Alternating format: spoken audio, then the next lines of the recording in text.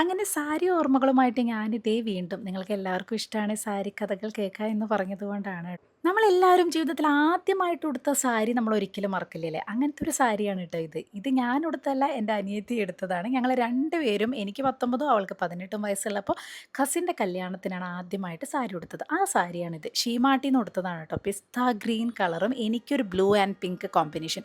ആ blue and pink സാരിയാണ് പിന്നെ എൻ്റെ കല്യാണത്തിൻ്റെ അന്വേഷണത്തിൽ കാണിച്ചു കൊടുത്ത രമേശേട്ടന് ഇഷ്ടമായ സാരി. സോ ആ സാരി എനിക്ക് സ്പെഷ്യലാണ്. അത് ഞാൻ നാട്ടിൽ കൊണ്ടുവച്ച് ഇത് ഞാൻ എടുത്തു കൊണ്ടുവന്നു. ഇത് സ്കൂളിൽ ഞാൻ വർക്ക് ചെയ്യുന്ന സമയത്ത് ഞാൻ പറഞ്ഞല്ലോ, അവിടെ ടീച്ചറായിട്ട് വർക്ക് ചെയ്യുമ്പോൾ അതിന് വേണ്ടിയിട്ട് എടുത്തു കൊണ്ടതാണ്. ഇതിൻ്റെ ബ്ലൗസൊന്നും എനിക്കിപ്പോൾ സങ്കല്പിക്കാൻ പോലും പറ്റില്ല. പക്ഷേ ഇതിനൊരു കോൺട്രാസ്റ്റ് കളർ ബ്ലൗസ് കിട്ടാൻ ഭംഗിയുണ്ടാവില്ലേ? എന്താ നിങ്ങളുടെ അഭിപ്രായം? ഇതിന് ഏറ്റവും ഭംഗിയുള്ള കോൺട്രാസ്റ്റ് കളർ ഏതാണെന്നും കൂടെ കമൻറ്റ് ചെയ്യണം കേട്ടോ.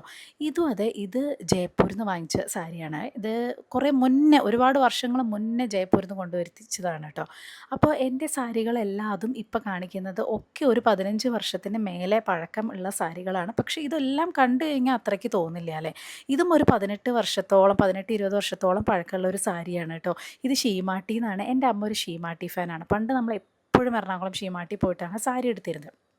അത്രയും വർഷം മുന്നേ പോലും എന്തൊരു അടിപൊളി ഫാഷനബിൾ ട്രെൻഡിങ് സാരീസ് ആണല്ലേ ഉണ്ടായിരുന്നത്. ഇപ്പോഴും ഇത് അടിപൊളിയാണ്. പക്ഷേ ഇതിൻ്റെ ഒന്നും ബ്ലൗസ് പാകമല്ല. ഇതിനൊക്കെ മാച്ച് ചെയ്ത ബ്ലൗസ് ഞാൻ എവിടുന്ന് സംഘടിപ്പിക്കും എന്നതാണ് കേട്ടോ. ഞാൻ പറഞ്ഞില്ലേ, മുമ്പ് അതിൽ ടീച്ചറായി വർക്ക് ചെയ്തപ്പോഴാണ് ഞാൻ സാരി മാക്സിമം യൂസ് ചെയ്തിരുന്നത്. ഇപ്പോൾ ഒരു കോണ്ടൻറ് ക്രിയേറ്റർ ആയിട്ട് പോലും എനിക്ക് ഇത്രയും അവസരങ്ങൾ സാരി എടുക്കാനില്ല. ഞാൻ ഇവിടെ ഇങ്ങനെ ചുമ്മാ എടുത്ത് കാണിക്കുന്നു എന്നല്ലാതെ എനിക്കില്ല. പക്ഷേ ടീച്ചറായിരുന്ന സമയത്ത് എനിക്ക് അത്രയും സാരി ഉടുക്കാനുള്ള ഓപ്ഷൻസും നല്ല ഭംഗിയിൽ മേക്കപ്പ് ചെയ്തിട്ടൊക്കെയാണ് ഇവിടെ പോവുക കേട്ടോ.